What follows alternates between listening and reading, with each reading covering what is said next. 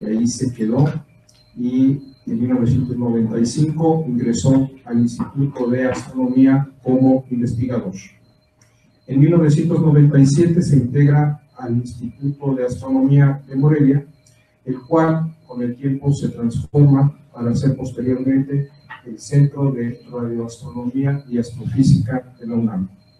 Actualmente es investigador titular B en el CRIA, en el Centro de Radioastronomía y Astrofísica de la UNAM, en Morelia, Michoacán, y es miembro del Sistema Nacional de Investigadores nivel 3. Les pido, por favor, un aplauso para el doctor.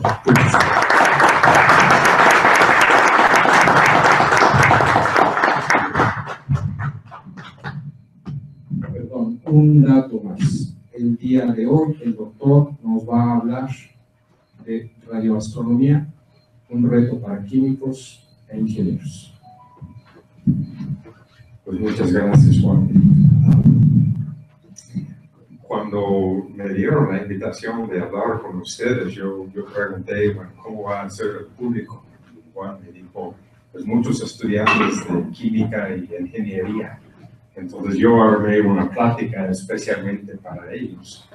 Y ahora mirando a ustedes, me parece que hay más gente de la SAC que la UAC aquí. Por lo menos si los estudiantes de la UAC no son tan rucos como yo. Pero de todas formas, no importa si son de la facultad o de la sociedad, espero que encuentren algo interesante aquí en mi plática sobre la radioastronomía. Presenta retos para mucha gente y hoy por lo menos enfocamos en los químicos y los ingenieros. La plática que preparé me parece es un poco larga. Tengo que, mínimo voy a estar hablando 1 hora. Entonces intento de ir medio rápido, pero yo soy súper flexible en estas cosas y si hay dudas o preguntas o alguien tenga una desviación a otro tema, yo con todo gusto estoy a su servicio con cualquier detalle que sea. Muy rápidamente les comento cómo es la organización de la plática. Voy a empezar hablando un poco de la radioastronomía en general, en particular por qué hacemos radioastronomía. La mayoría de los miembros de la SAC probablemente tienen telescopios de luz visible en casa. Entonces, ¿por qué profesionales a veces prefieren radiotelescopios? Y luego quiero hablar de algunos de estos retos, en particular que la radioastronomía presenta a los varios grupos. Bueno, con este público confío que no tengo que explicar el espectro electromagnético. Ustedes ya saben cómo va desde radio, pasando por infrarrojo, luz visible, ultravioleta, rayos X y rayos gamma. El punto que quiero hacer aquí al principio es nada más que durante miles de años la astronomía solamente funcionaba con esta pequeña rebanada de luz visible y fue súper exitoso. Sabemos que en su época, nosotros aquí en México, los mayas eran los mejores astrónomos del mundo y hacían maravillas, nada más con una pequeña banda del espectro electromagnético. Pero como sabemos, todo el espectro es la misma cosa, ondas electromagnéticas, estos campos eléctricos y magnéticos propagándose a la velocidad de la luz. La única diferencia entre ondas muy largas como de radio y muy cortas como de rayos gamma es la frecuencia, la longitud de onda o bien la energía que llevan consigo mismo. Pero depende de dónde estamos en el espectro, hay que utilizar un telescopio de una forma muy distinta. Aquí una tradicional en el Observatorio Nacional en Baja California, un espejo de 2 metros de diámetro, un radiotelescopio muy típico, un plato parabólico, y por supuesto este rango de ultravioleta, rayos X, uno tiene que hacerlo del espacio, porque la atmósfera de la Tierra estorba demasiado a las ondas. Bueno, para justificar mi existencia como radioastrónomo, entonces, quiero mostrarles algunas razones que observamos en radio. Y los que están en las primeras filas, a lo mejor pueden identificar el continente de África allí. Pero bueno, el punto no es la geografía, el punto es que pueden ver la superficie de la Tierra desde el espacio, lo cual no es totalmente obvio, ¿no? En particular, en algunos casos, no se puede ver la superficie de los planetas desde el espacio. Venus, por ejemplo, si comparamos Tierra con Venus, y miramos la misma foto de cerca, se ve como una bola de billar. No se puede ver nada en la superficie, justamente por su atmósfera muy opaca. Y me imagino que ya saben el efecto invernadero que sufren ahí en Venus. Tiene una temperatura en la superficie de cientos de grados, o no 700, 900 grados centígrados, justo por este efecto invernadero, que también prohíbe que nuestros telescopios de luz visible pueden penetrar esa atmósfera tan densa para ver la superficie. Entonces no se puede verlo en esas longitudes de onda, pero si usamos radioondas, esas ondas fácilmente penetran las nubes, exactamente como un radar en el aeropuerto puede seguir el avión cuando entra en la nube. Ustedes dejan de verlo con los ojos, pero el radar sigue mirándolo perfectamente bien.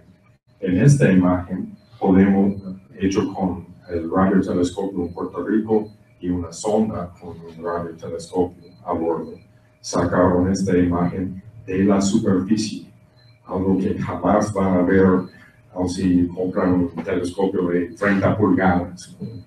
Empecé a ver esto. Y siguiendo una tradición muy típica en la astronomía, usamos colores para indicar algo físico del objeto que estamos observando. Esto no es luz visible, entonces esos colores no son los que nuestros ojos hubieran visto si estuviéramos ahí en Venus, sino que usamos los colores para representar alguna propiedad física. En este caso es la altura. Puntos rojos y amarillos son alturas grandes, montañas, digamos, y zonas azul, morado, son valles, zonas más bajas. Pero ya se han estudiado la superficie de Venus con una precisión de centímetros por toda su superficie, gracias a los radiotelescopios.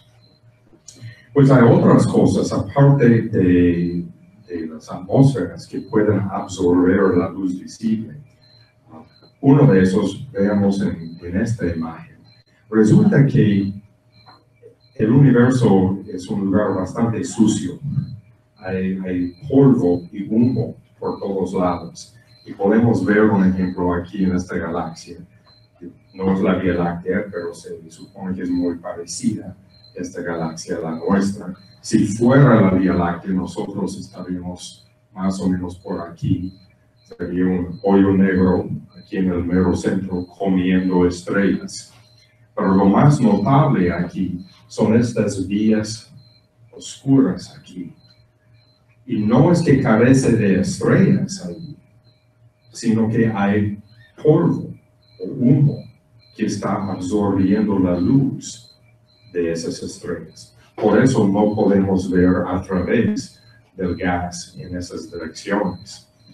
Y el problema para nosotros, por ejemplo, si queremos estudiar eso del hoyo negro en el centro galáctico, es que entre nosotros y el hoyo negro hay mucho polvo y no podemos ver. Un ejemplo, ahora sí es la Vía Láctea. Esto es nuestra galaxia. Esto desde adentro, la banda del plano galáctico aquí en el cielo. Y en una de estas zonas oscuras, ocultados por el polvo, se encuentra el centro galáctico. Y les muestro precisamente dónde está con este láser que está emitiendo como para producir una estrella de guía artificial. Entonces, ese punto es el Sagitario A, donde piensan que está el hoyo negro. Y como se nota, no se puede ver nada. Toda la luz visible queda absorbida por el polvo que se encuentra en el espacio. Pero radioondas, igual como en la atmósfera de Venus, pueden pasar directamente por ese polvo. Y si hacemos una observación del centro galáctico en radioondas, esta imagen fue tomada con una longitud de onda de 90 centímetros, podemos ver un montón de detalles ahí en el centro galáctico. El punto más brillante aquí es donde pensamos que está el hoyo negro, pero también hay burbujas de gas, hay remanentes de supernova, hay varios filamentos aquí que se puede ver el campo magnético de la galaxia, provocando una rotación de filamentos del gas. Y todo esto ahora sí se puede ver medio estos radiotelescopios.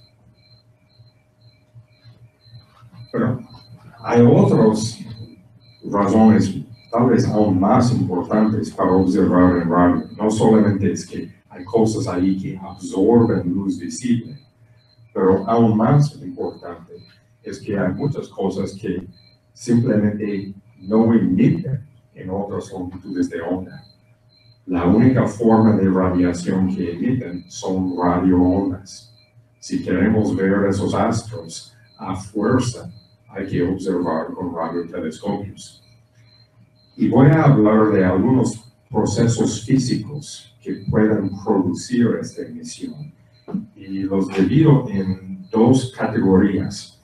El primero voy a llamar procesos del continuo, y eso quiere decir que emite cualquier frecuencia, no es una frecuencia muy específica. Si ustedes están sintonizando una emisora FM, saben que tienen que sintonizar muy precisamente la frecuencia de la emisora o no escuchan a nada. Pero en otros casos, si vamos a, no sé, a Real de 14, donde no hay emisoras por muchos kilómetros, ¿no? Y uno va sintonizando, nada, es estático que uno escucha en el fondo. No importa la frecuencia, ese estático tiene el mismo nivel. Eso es un ejemplo de emisión del continuo que ocurre a cualquier frecuencia. Y hay varias formas o varios procesos físicos en el universo que producen esa emisión de continuo. Probablemente lo más famoso es esta emisión de cuerpo negro. Es la emisión de cualquier objeto que tenga una temperatura mayor que 0 grados Kelvin o menos 276 grados centígrados. Por su temperatura va a emitir radiación. Y me imagino que conocen todos un ejemplo de una varilla, un calentado. Si yo tuviera la varilla de acero aquí, pueden verla, pero no es por su propia emisión, es por la luz que cae encima y se refleja hacia ustedes. Igual para mí, ustedes no están mirando mis emisiones, están mirando la luz que cae sobre mí y se refleja. Yo emito en infrarrojo y radio, y sus ojos no pueden detectar eso. Pero lo más caliente que sea el objeto, pues ya empieza a emitir el visible. Lo más frío, la más baja la frecuencia de emisión. Entonces se nota aquí la parte más caliente, es casi luz blanca, menos caliente es luz roja, aún más fría, aquí sería emisión en radio, infrarrojo en radio. Y de hecho, el universo, con su temperatura de 3 kelvins, después de 13.000 millones de años de expansión y enfriamiento, un objeto que tenga una temperatura de 3 kelvins emite por emisión cuerpo negro con un pico en radio. De hecho, la longitud de onda es 1 milímetro. por 300 gigahertz, que es precisamente en el rango de radioastronomía. Entonces, este fondo cósmico es totalmente en el mundo de los radioastrónomos. Otros mecanismos. Cuando yo estaba en la escuela me enseñaron que hay 3 estados de materia, ¿no? Líquidos, sólidos y gases. Y algunos de estos nerds de ciencia sabíamos que había esta cosa exótica que se llamaba plasma. Ahora cuando doy pláticas en las escuelas me hablan de condensaciones de Bose-Einstein, ¿no? Cosas aún más exóticas. Para ellos plasmas ya son muy conocidos. Pues resulta que en todo el universo plasmas son muy comunes. Aproximadamente el 90% del universo existe en un estado de plasma, con los electrones sueltos de los núcleos de los átomos. Y si un electrón anda suelto y pasa cerca de un núcleo, por la fuerza eléctrica entre los dos, va a estar desviada en su trayectoria. Y por las leyes del electromagnetismo, cuando una carga está desviada en su trayectoria, emite una onda electromagnética. Si la desviación es muy grande, la onda puede ser de luz visible, ultravioleta, rayos X. Pero es poco común que vamos a tener una desviación tan grande. La carga tiene que pasar muy cerca al núcleo. Es mucho más probable que tendremos una pasadita más lejana, ¿no? Un acercamiento no tan cerca al núcleo. Y cuando la desviación es más lejos, más pequeño, la onda es de menos energía en radioondas. De hecho, muchas de las nebulosas que aficionados les gustan sacar fotos por la belleza del gas ionizado, esto es la emisión predominante que viene de esas regiones. Si además de electrones sueltos, los electrones tienen mucha energía y un campo magnético presente, podemos producir la radiación sincrotrónica. Como la trayectoria siempre es curvada aquí, tenemos una desviación continua y esos electrones continuamente están emitiendo radiación. Por su alta energía, alcanza una forma un poco más intensa. Pero estas dos formas de bremsstrahlung y sincrotrónica son muy comúnmente observadas con radiotelescopios, mucho más que luz visible. Perdón, yo tengo una pregunta. Bien. Usted menciona que el 90%, quizás más del 90% es plasma en el universo. ¿Qué es lo que llamó usted al principio? Polvo y...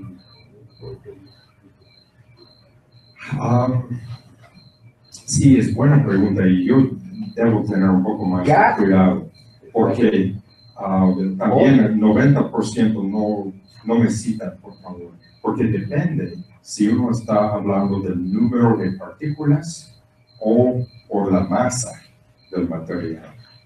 Porque si pensamos en un grano de polvo, por ejemplo, es una sola partícula, pero tiene una masa enorme comparado con átomos y moléculas. Pero el concepto de polvo es lo que entendemos aquí en la Tierra. En el universo lo entendemos igual, el concepto de polvo. Más o menos. La forma es un poco diferente.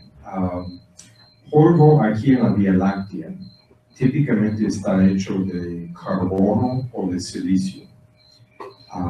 Son granos que tienen un tamaño típicamente del orden de una micra.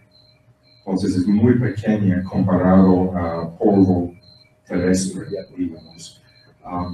Es un rango, ¿no? Puede ir de 0.1 micra hasta 10 micras en su tamaño.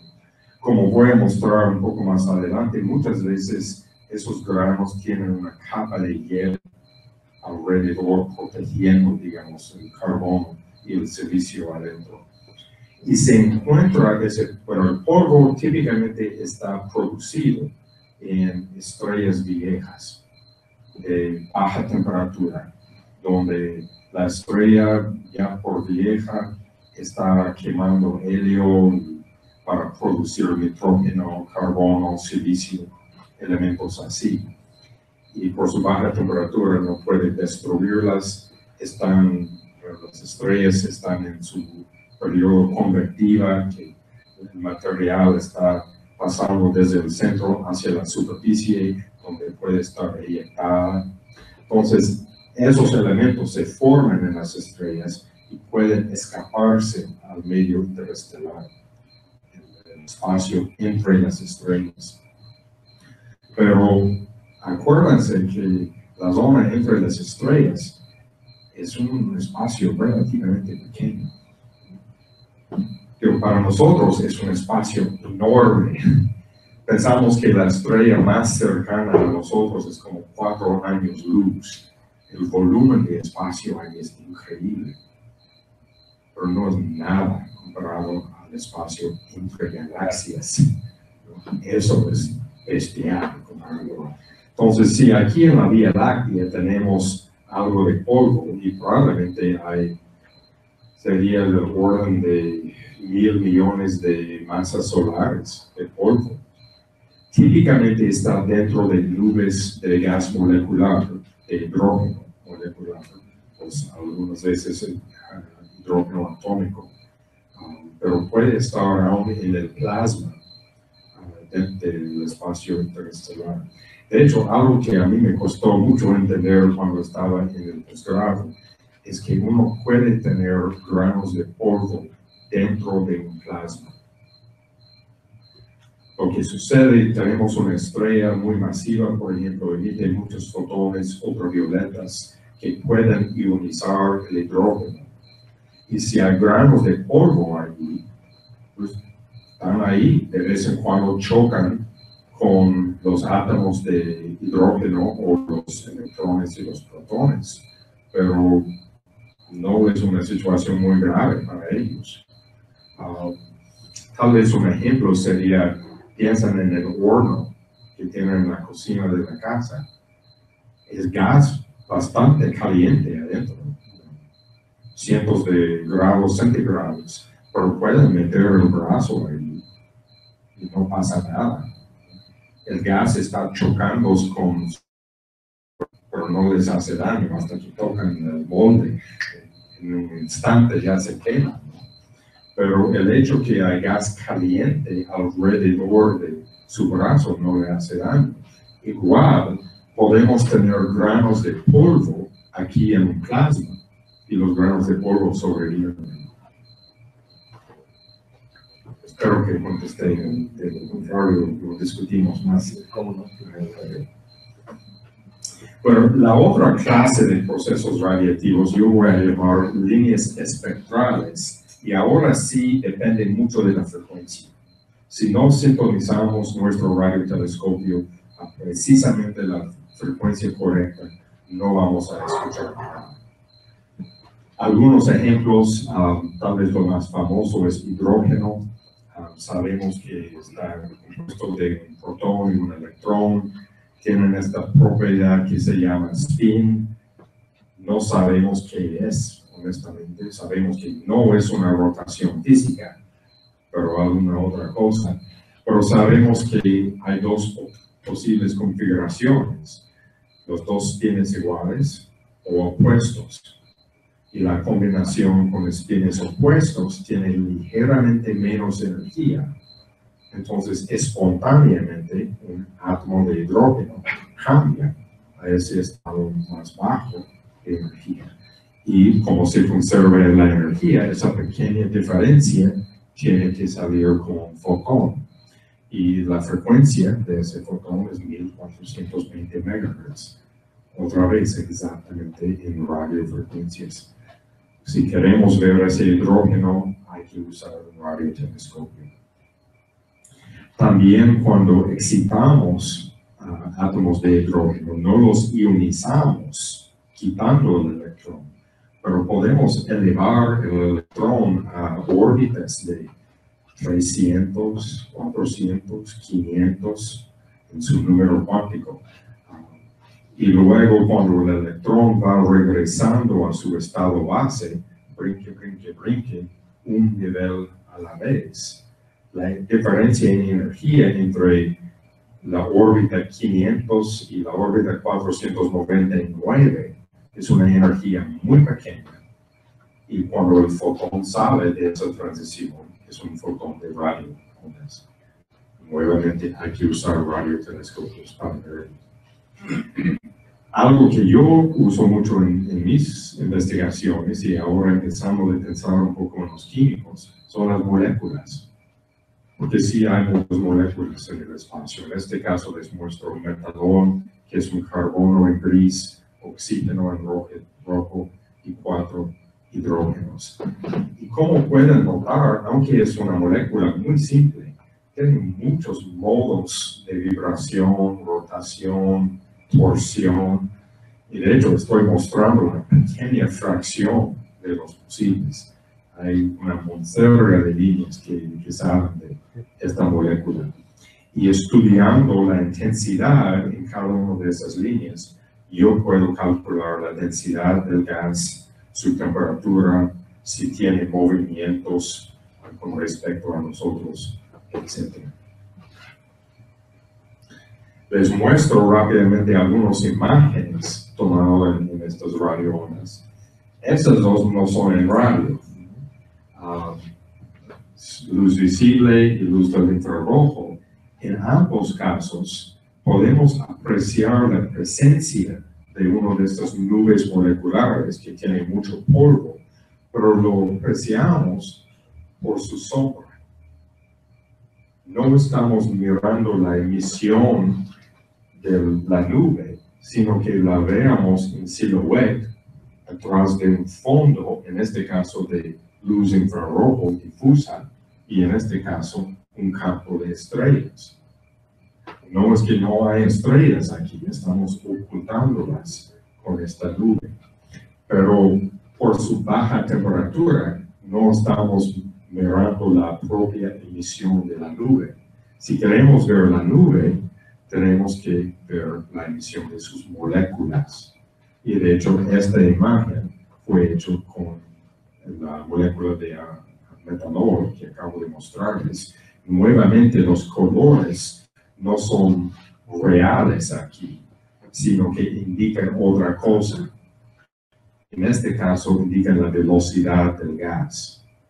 Y como esta radiación en radio sufre el efecto Doppler, igual como las ondas de sonido, si está corrido hacia el azul, más altas frecuencias, ese gas está acercándose hacia nosotros, los observadores, y en rojo, más baja frecuencia, es el gas que está alejándose.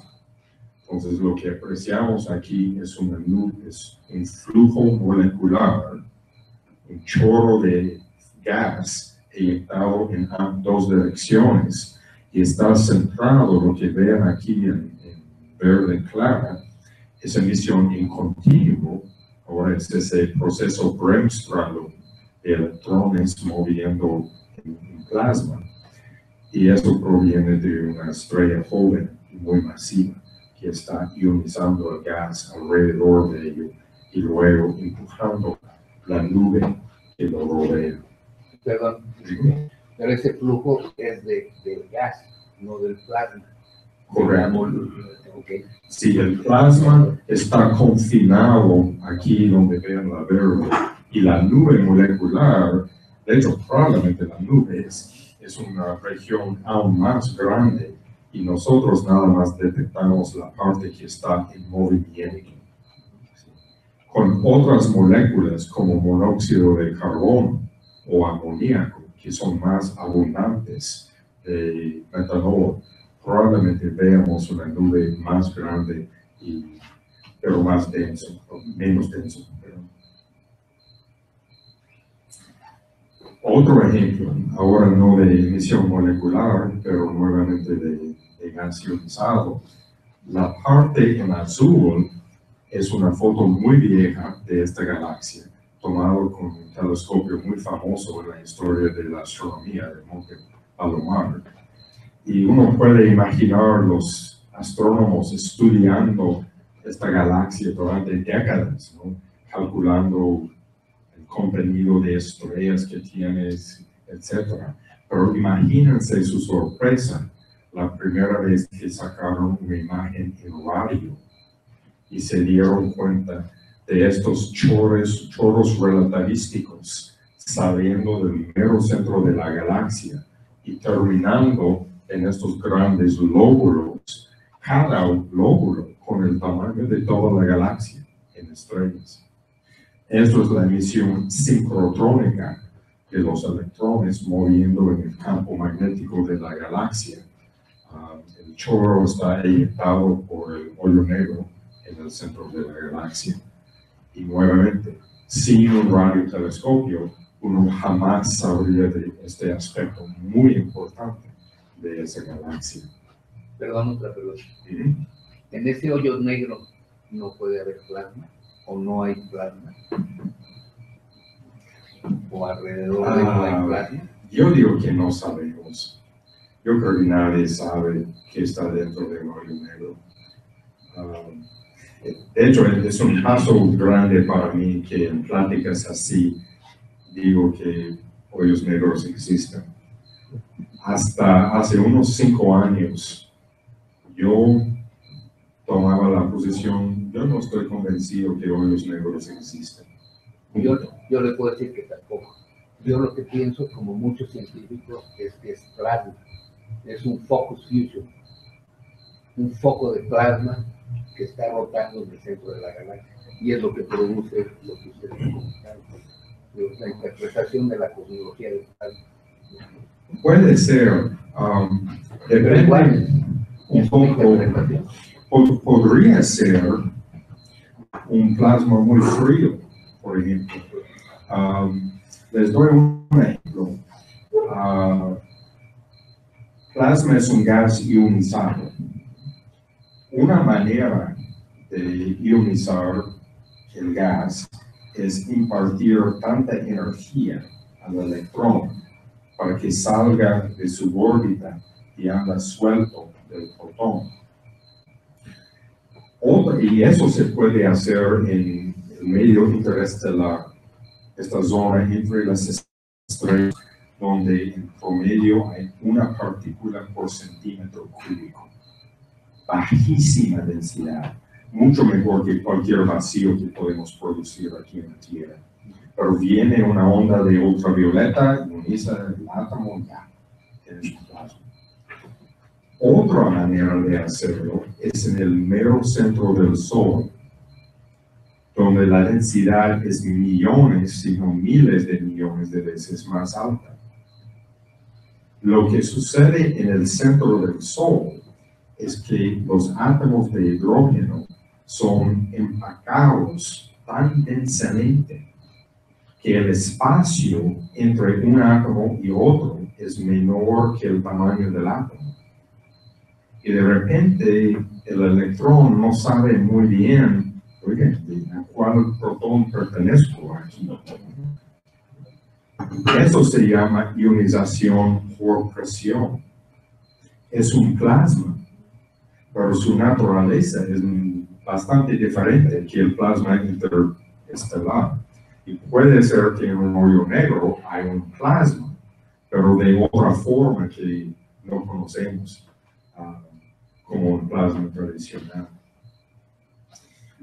Un poco más cerca a la Tierra, otro objeto que se ve muy diferente en luz visible, todos seguramente han visto a Júpiter con su mancha roja, etc. Se ve totalmente diferente en radio. Se ve como una tortuga atastada ahí en la carretera, ¿no? Eso es su cáscara o algo así, ¿no? Bueno, sí se nota algo semejante entre los dos. Aquí es algo circular, aquí también es algo circular. Y de hecho, esta parte corresponde a lo que ven en luz visible aquí. Pero la emisión más fuerte, estos lóbulos muy brillantes aquí en los lados, están fuera del planeta, están en la magnetosfera del planeta, donde las lunas de Júpiter están eyectando gas que está ionizado, provocando un plasma moviéndose en el campo magnético de Júpiter, provocando emisión ciclotrónica y sincrotrónica, que tenemos que observar a radiofrecuencias. De hecho, esta emisión se corta muy abruptamente a 40 MHz. Eso es dado la intensidad del campo magnético de Júpiter, no puede ser más alta frecuencia. Esa imagen está guiada con relación a la visible, ¿verdad? Sí. Tengo, si les interesa, yo tengo en otra plática la orientación correcta de las dos, pero no lo puse en esta. Sí, es una rotación. La correcta debe estar más, hay lóbulos como aquí y acá, aunque van moviéndose un poco en latitudes por debajo y por arriba del ecuador, pero no tanto como mostrado en ese. También se nota en rayos X, se ve aún más diferente. Las auroras boreales, ¿no? Sí. De hecho, aunque esta imagen está en rayos X, también hay emisión de radio justo en los polos, que es la aurora boreal. Tal vez uno de los ejemplos más famosos son los pulsares detectados originalmente por su emisión en radio y hasta la fecha mejor observados con radioondas. Bueno, esos son unos ejemplos de lo que podemos observar con los radiotelescopios. Ahora quiero dirigirme un poco a los estudiantes de química y luego de ingeniería, también mostrando ejemplos de lo que veamos con radiotelescopios, pero en particular relacionado con la química. Y voy a mencionar en la astroquímica, es una subdisciplina, hay congresos dedicados solamente a ese tema, van cientos de personas que se dedican nada más al estudio de la química en el espacio. Y esencialmente hay tres maneras de hacerlo. Uno puede estudiar la emisión en el espacio, como muestro aquí la nebula de Orión, que es muy cerca, 500 parsecs de nosotros, y resulta una zona muy rica en moléculas, sobre todo esta para aquí. De hecho, hay muchos chistes de todos los alcoholes que han encontrado en la barra de Orión. ¿Cuántas margaritas podrían preparar ese alcohol? Y aunque es muy común que decimos que astronomía, diferente de todas las otras ciencias, solamente puede estudiar de lejos, no podemos hacer experimentos aquí en el laboratorio. De hecho, no es cierto. Existe lo que se llama astrofísica de laboratorio y muchas veces es dedicado especialmente a la astroquímica. Entonces voy a mencionar un ejemplo de trabajo de laboratorio y también, como súper común en todas las ciencias de hoy, simulaciones en la computadora son muy comunes. Pero aquí en esta imagen les muestro unos espectros de varias moléculas. Amoníaco, bueno, es un ion de amoníaco con un átomo de deuterio pegado. También esto es también. Sí, no sé los nombres bien en español. Ácido acético, no. Sí. Bueno, algún químico puede ayudarnos después. Aquí es la emisión que nosotros encontramos, entonces, observando con nuestros telescopios. A veces las moléculas pueden ser muy exóticas, como estas pelotas de carbono con 60 o 70 átomos de carbono, que sí los encuentran en el espacio. Ahora el espectro es más bien en el infrarrojo. Este rango pertenece más a infrarrojo que radio. Pero hay muchos otros moléculas que se pueden encontrar, incluyendo azúcares, alcoholes, varias moléculas prebióticas como aminoácidos ya se han detectado en el espacio. Y yo digo que es compartido entre radioastronomía y el infrarrojo. Esas dos bandas son muy comunes para las moléculas. Para los estudiantes, sobre todo, deben de apreciar que cuando la transición está entre electrones y las órbitas de electrones, los saltos de energía son grandes. Entonces los fotones son de luz visible o ultravioleta. Cuando las transiciones son como en órbitas de electrones dentro de moléculas, la energía involucrada es mucho menor, por lo tanto infrarrojo. Y si es simplemente una vibración o una rotación de una molécula, esas energías son tan bajas que los detectamos en radioondas. Aquí es otro ejemplo. Lo que se llama núcleo caliente aquí es un grumo de gas molecular dentro de una nube mucho más grande, donde está formando una estrella. De hecho, es algo que yo estudio mucho en mis investigaciones. Aquí en la imagen de continuo, esto es como aparece a 1.2 milímetros con un radiotelescopio, debido a la emisión de cuerpo negro de polvo caliente que está dentro de la nube.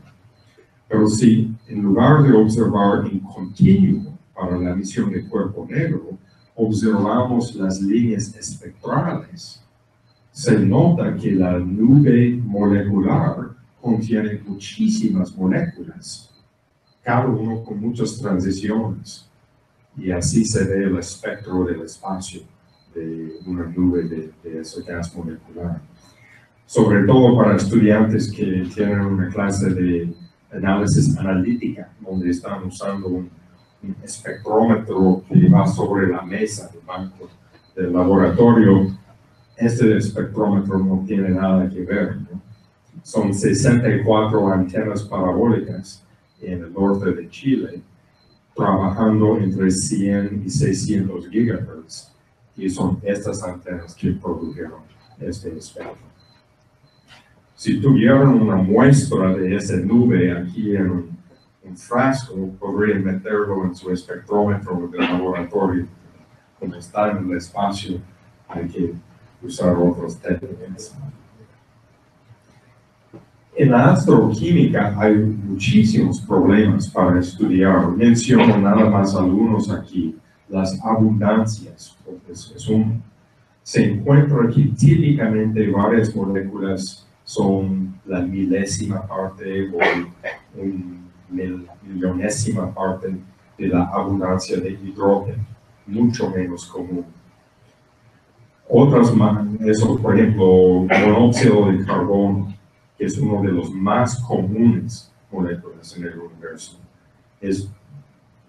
Hay una molécula de monóxido de carbono para cada millón de moléculas de hidrógeno. Amoníaco, aún menos abundante. Uno en una parte de 10 a la menos 8, por ahí. Pero a veces se encuentra que la abundancia puede aumentar por factores de 1000, 10,000, 100,000, comparado a nubes normales. Por ejemplo, si tuviéramos una nube molecular fría, sin estrellas formando adentro de ella, encontramos que la abundancia de amoníaco es como 10 a la menos 8, por ahí, 10 a la menos 9. Pero si resulta que empieza a formar una estrella adentro que está calentando el polvo, de repente la abundancia de amoníaco aumenta por un factor de 1000 o más. Lo que sucede es que el amoníaco estaba, lo que notan aquí, NH3, era parte de esta capa de hielo que se formó en la superficie del grano de polvo. Cuando la protoestrella calienta el grano de polvo, se evapora esta capa de hielo, soltando las moléculas que estaban allí, que entran a la fase gaseosa, aumentando la abundancia. Eso es una manera que se puede aumentar las abundancias. También la abundancia es una función de tiempo, se va evolucionando según las reacciones químicas. A veces no es muy obvio cuál es la cadena de reacciones para formar una molécula en particular. También la isomería, por ejemplo, aquí esto, ciano formaldehído, creo que es esta. Es 2 carbonos, nitrógeno, oxígeno y hidrógeno. Pues resulta que hay muchas maneras distintas que se puede conectar esos átomos. Es la misma combinación, serían los mismos 5 átomos, pero hay muchas maneras distintas para ligarlos uno al otro. Y algunos son muy abundantes, otros no tanto, otros casi no existen. Por alguna razón, la naturaleza en el espacio prefiere algunas configuraciones más que otras. Eso es uno de los retos para los astroquímicos. En la superficie del polvo se puede formar moléculas. De hecho, algo súper importante aquí. Estas nubes moleculares son hechos de moléculas de hidrógeno. Y no es fácil formar una molécula de hidrógeno. Cuando los 2 átomos de hidrógeno se acercan, la órbita del electrón, la nube de carga negativa alrededor de los protones, se repelan entre los 2. Es muy difícil acercar los 2 átomos para formar una molécula. Y piensan que sucede aquí en la superficie de granos. Eso es una razón que el polvo es tan importante astronómicamente para formar hidrógeno. También hay otros átomos que pueden catalizar estas reacciones. Hay química no equilibrio. Como hay muchos iones en el espacio, las reacciones molécula-ion son muy comunes. Hay un montón de problemas y retos químicos para estudiar en el espacio. Si vamos al laboratorio, se puede construir laboratorios frecuentísimos, ¿no? Así para estudiar los procesos que ocurren en el espacio.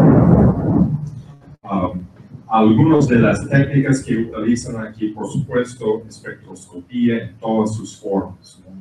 Nussbauer, resonancia, etc. También hay láseres, másteres, sistemas de vacío aquí. El aparato que ven aquí está produciendo un haz molecular de moléculas con una cierta polarización y spin. Hay técnicas de bombeo óptico, trampas iónicas aquí. Hay un montón de cosas que sí se puede estudiar en el laboratorio para entender mejor lo que está pasando en el espacio. ¿Es el laboratorio del CRIA? Ojalá. Eso está en Harvard, de hecho. Sí, no, me gustaría tener todo eso. Aunque es muy diferente. Tenemos un buen laboratorio en el CRIA, pero con otro enfoque que esto. Pero esto es chulada. Las computadoras, por supuesto, son muy utilizados. Los químicos teóricos desarrollan un modelo para la cadena de reacciones químicas, luego corren el código en la computadora a ver cómo va evolucionando en tiempo. Aquí la escala es de 1000 años hasta 1.000.000 de años. Y para cada especie molecular se nota como su abundancia con respecto a hidrógeno va cambiando con el tiempo. Algunos desaparecen según las reacciones químicas y nuevas forman. Entonces uno a veces hablan de relojes químicos porque uno puede adivinar el tiempo según cuánto procedimiento de reacciones tenemos. Ahora para los ingenieros, ¿quiénes son ingenieros aquí? ¿Quiénes eran los químicos, por cierto? No fue para nada, entonces. Pero son más ingenieros.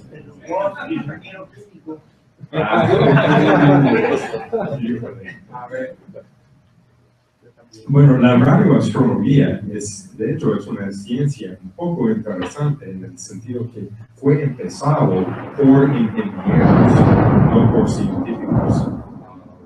La primera observación de radioondas extraterrestres fue por Carl Jansky, ingeniero eléctrico, trabajando en los laboratorios Bell.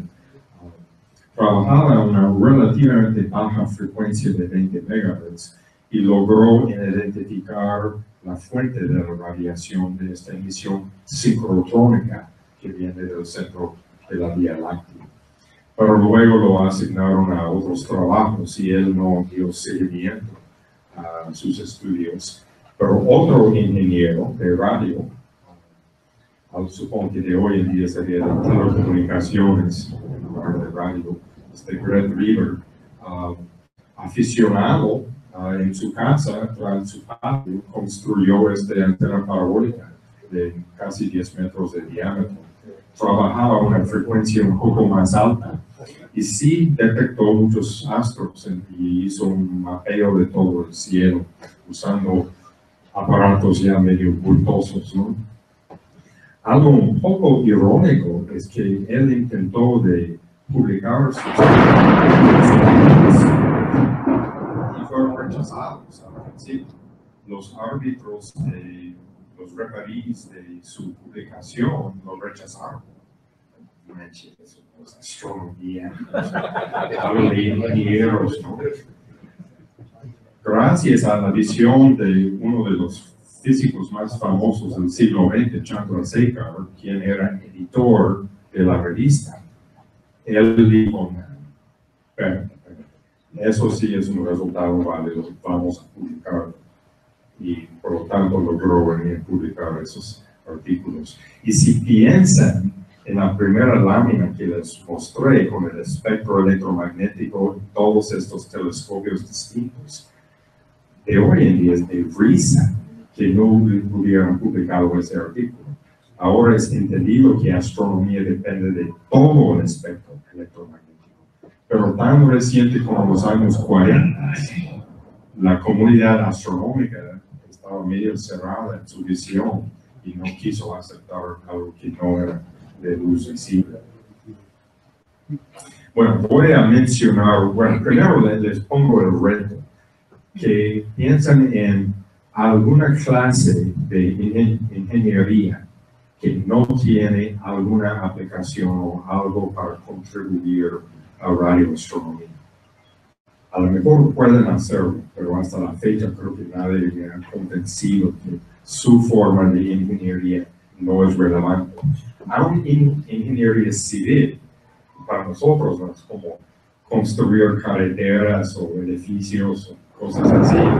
Sí tiene sus aplicaciones. Si pensamos en el GTM, en el estado de Puebla, tuvieron que construir una carretera para llegar ahí a la montaña. Aún peor que eso, con tanto cemento aquí en la base, necesitaron una base muy fuerte.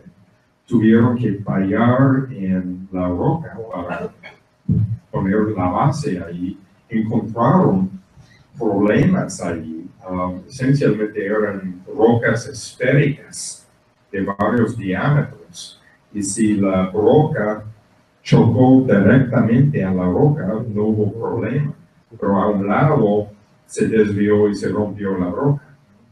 Entonces, eso es un buen problema para ingenieros civiles. También echando cemento a 0 grados tiene su chiste, ¿no? Hay un proceso químico que los químicos pueden explicar a nosotros que sucede en el cemento cuando se coagula. Y ese proceso es diferente a 0 grados que a 20 grados. También el drenaje del suelo, como vamos a ver más adelante, tienen que apuntar esta antena con muy alta precisión. Supongan que en toda la zona donde hay rieles aquí abajo, en una parte hay un poco más arena que en otra parte. Y cuando la antena se mueve por allá, se baja un poco. Eso no se puede aceptar. No se puede apuntar el telescopio en sí. Entonces hay que preparar la base con muy alta calidad. Entonces todos estos trabajos de ingeniería civil. También simplemente para armar la cosa necesitas ingenieros y grúas enormes. Topografía, eso es básico para los ingenieros civiles, ¿no? Nadie es más chingón en la topografía que los radioastrónomos.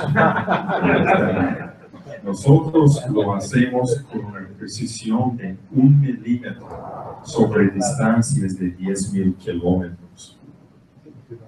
Los geólogos hablan de tectónica de placas, el movimiento de los continentes. ¿Cómo miden eso?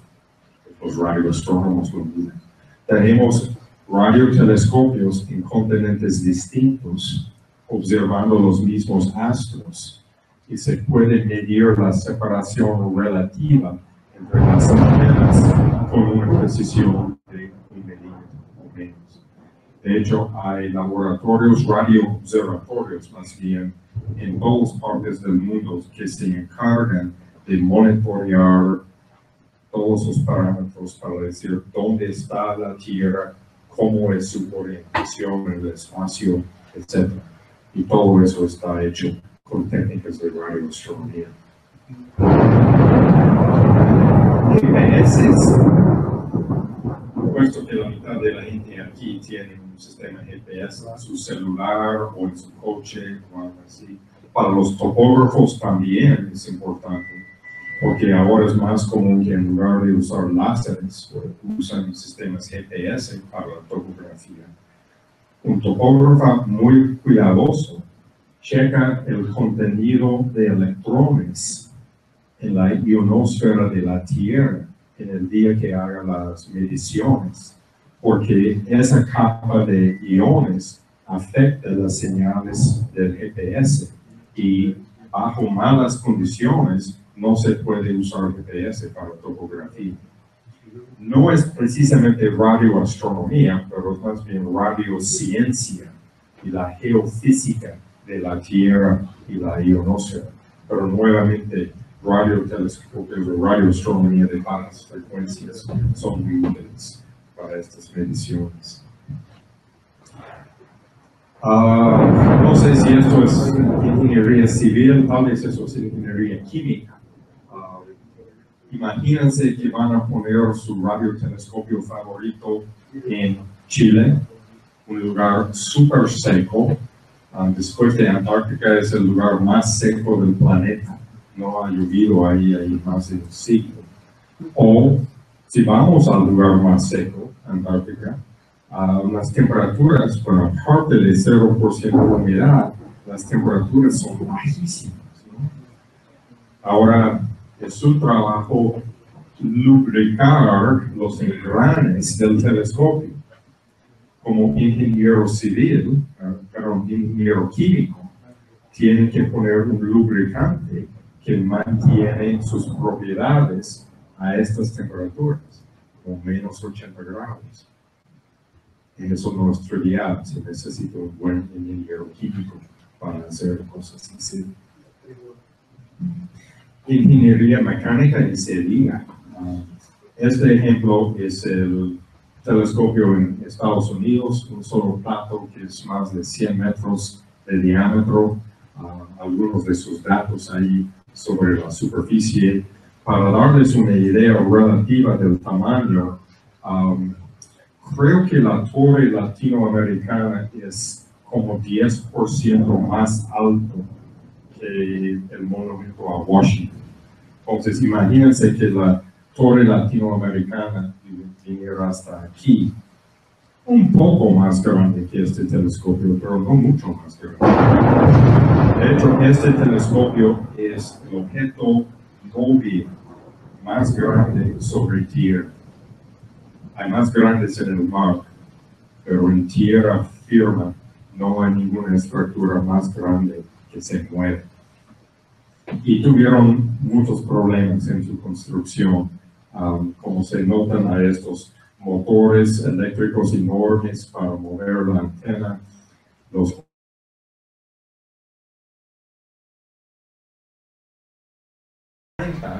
que debido a la estructura adicional pesaba como la tercera parte de más, y por eso se decidieron estos rieles ahí. Como fue de Estados Unidos, por supuesto hubo una demanda. ¿Quién va a pagar por esto? Cuando fue a la corte quiso saber cuánto pesa el telescopio. Y no fue suficiente decir, bueno, llegaron 30 camiones y cada camión llevaba 18 toneladas, entonces el peso total es tanto. Tuvieron que contratar con un grupo de ingenieros que pesaran la antena.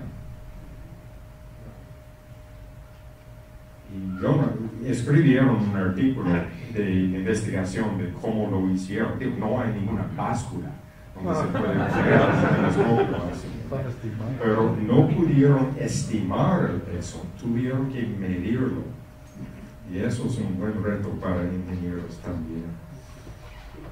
Precisiones aquí altísimos, tolerancias de unos milímetros en estos engranes que son más grandes que la gente. El GTM, nuestro telescopio aquí en México, también es un reto muy fuerte. Debido a su gran diámetro de 50 metros y su alta frecuencia de operación, su patrón de sensitividad en el cielo es muy pequeño, es como 5 segundos de arco. Típicamente se espera que la precisión de apuntar la antena sea por lo menos la 10ª parte de ese tamaño. Entonces hay que apuntarlo con una precisión de medio segundo de arco o 0.1 miligrados de precisión. Y hay que hacer eso aun si hay expansión térmica del plato. Si una parte está en la sombra y otra parte en el sol y está expandiéndose, o si hay nieve en una parte y no en la otra, o vientos, desviaciones en los rieles porque los ingenieros civiles no hicieron bien su trabajo. Muchas otras posibilidades que tienen que tomar en cuenta para lograr una precisión tan alta en el apuntaje de la antena. Ingeniería eléctrica, pues cualquier control de la antena. Hay que tener los encoders para medir la posición con muy alta precisión. La superficie del GTM es activo. Hay estos servos en cada sección para ajustar la superficie en tiempo real. Motores de alta calidad de ambos corriente alterna y corriente directa para mover las antenas, su sistema de control, etc. La electrónica, pues aún más, ¿no? Todo el sistema del receptor depende de la electrónica. Puede ser los detectores de las ondas, óptica de microondas, estas redes de computadoras, receptores criogénicos para microondas. Todo este aparato aquí, por ejemplo, va en una cámara de vacío criogénico para bajar su temperatura, porque esto trabaja a altas frecuencias, donde aún la emisión de cuerpo negro de objetos a 0 grados centígrados sería la cosa más brillante, mucho más brillante que el cielo.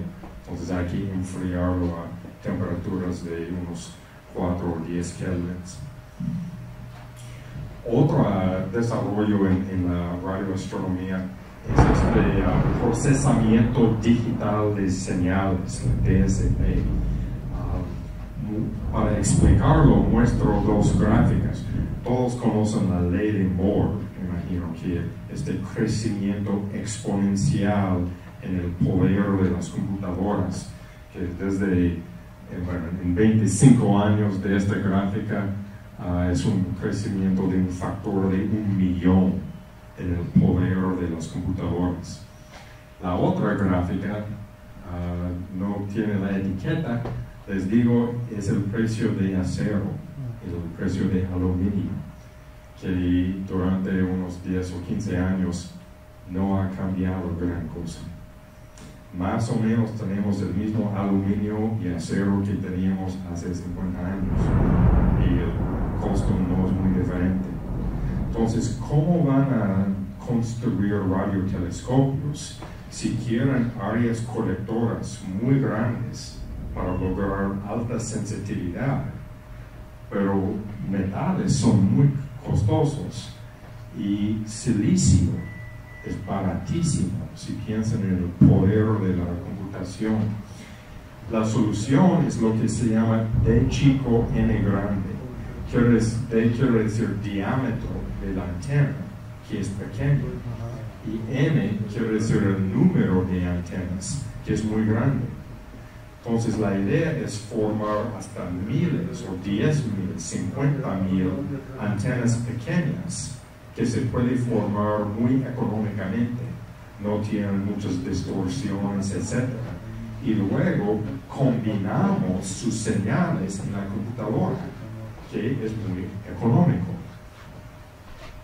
Entonces el proyecto que están buscando patrocinadores ahora se llama Square Kilometer Array, el arreglo de 1 kilómetro cuadrado, que tendrá una área colectora de 1 kilómetro cuadrado y va a ser hecho en esta forma, con muchas antenas pequeñas, cada uno pasando su señal a la computadora, donde están combinados con las otras señales de las otras antenas. Y en tal caso, hacemos todo el procesamiento digitalmente, en lugar de aparatos que se ven así o asá, que trabajan con microondas.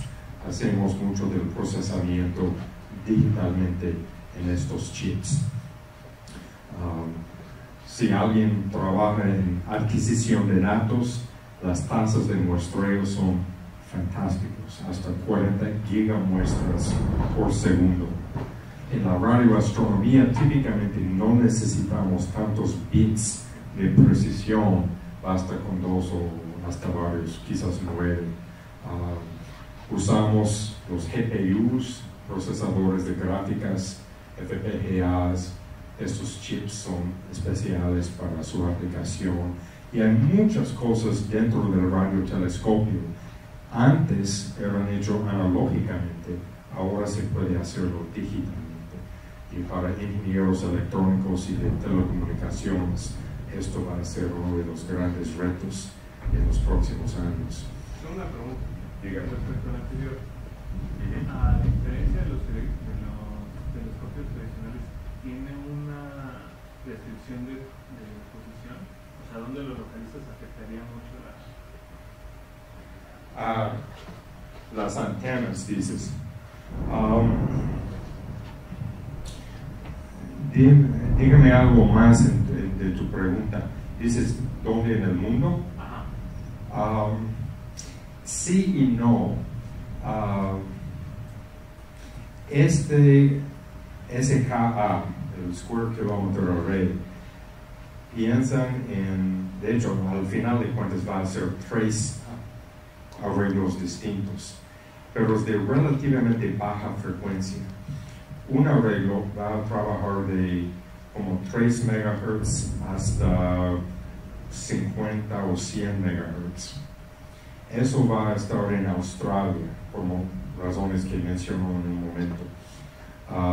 Intermedias frecuencias, como de 200, 300 MHz hasta 2 o 3 GHz, van a ponerlo en Sudáfrica. En parte, simplemente porque necesitan mucho espacio vacío para poner tantas antenas. Pero digo, el desierto de Sonora tiene mucho espacio vacío, ¿no? ¿Por qué no lo ponen ahí? Bueno, primero, si México pondría 1,000 millones de euros para la construcción, lo pondrían ahí en Sonora, ¿no? La gran cosa es quién está aportando más dinero, y Australia y Sudáfrica pusieron bastante dinero. Otra razón para ponerlo en Australia es que algo que no discutimos aquí es el rango de frecuencias que podemos observar con radiotelescopios. En altas frecuencias estamos limitados por oxígeno y agua en la atmósfera que absorben la radioseñal, igual como absorben infrarrojo. A bajas frecuencias, la restricción es la ionosfera. Y es la misma razón que radio AM o aficionados de ondas cortas pueden comunicarse con otras partes del planeta. A frecuencias menores de la frecuencia del plasma de la ionosfera, las radioondas no penetran la ionosfera, se rebotan. Si es para telecomunicaciones, entonces alguien aquí en Querétaro puede enviar su señal a 2 MHz, por ejemplo. Choca con la ionosfera, rebota. Eso puede suceder varias veces hasta que la señal llega a China. Y así se puede comunicar por esas distancias. Pero ahora piensan qué sucede si el radioaficionado está fuera del planeta, fuera de la ionosfera. Cuando su señal viene hacia la Tierra, choca con la ionosfera y se rebota para afuera. Nunca llega al radiotelescopio aquí en la Tierra. Eso es lo que pone el límite inferior de frecuencias. Es aproximadamente 3 a 10 MHz, que es el corte. Más altas frecuencias podemos observar desde la Tierra, más bajas no. Resulta que en el sur del Pacífico, cerca de Australia, por razones que nadie entiende, el contenido de electrones en la ionosfera es ligeramente menor. Entonces es el mejor lugar en el planeta para observar a bajas frecuencias. Eso es otra razón para escoger Australia. También la interferencia. No puse la gráfica aquí en esta plática, pero tengo una gráfica de el ambiente de radiointerferencia en la ciudad de Sydney, con una población de 3 millones. En Narrabri, que es otro pueblo en Australia, que tiene una población de como 3,000.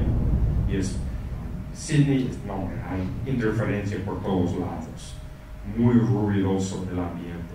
Narrabri con 3,000 habitantes es mucho mejor.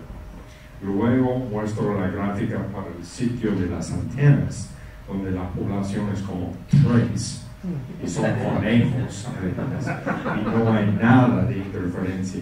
Eso es otra gran razón. A bajas frecuencias la interferencia es malísima. Entonces sí, la ubicación importa. El GTM está en la Sierra Negra porque la atmósfera absorbe a frecuencias de cientos de gigahertz. Donde trabaja el GTM, la atmósfera es fatal, absorbe mucho de la señal. Hay que ponerlo en un lugar muy alto y seco. Por último, a ver, si estamos pensando en la electrónica como nuestros componentes de los telescopios, hay que programar esa electrónica. Y pensando en la computación, también para ingenieros de tecnología informática, hay retos fuertísimos aquí. Recientemente el arreglo muy grande en Nuevo México, Estados Unidos, es el telescopio que más usamos ahí en Morelia. Mejoraron la electrónica después de 30 años de operación. Son las mismas antenas, pero la electrónica es totalmente nueva y moderna, por lo tanto es muchísimo más sensitivo, pero también produce enormes cantidades de datos, y para procesarlos necesitamos hasta 5 teraflops de operaciones. Producimos 2 terabytes de datos al día. Simplemente para mover esos datos de un lugar a otro es un reto. Eso no se puede enviar fácilmente por la internet. ¿Cómo visualizarlos? Hay tantos datos que no hay una manera fácil para verlos una sola vez. Hay que tener nuevos algoritmos, nuevas técnicas de visualización para inspeccionarlos y para procesarlos en un tiempo razonable. Entonces, muchos retos para los de informática. Termino mostrando unas fotos de nuestro laboratorio ahí en Morelia. Ojalá que todos puedan ir en algún momento, algunos ya lo conocen. Los que no han ido están bienvenidos de pasar alguna vez. Somos pequeños y pocos, pero tenemos varios proyectos relacionados con algunos de estos temas. Pues muchas gracias por su atención.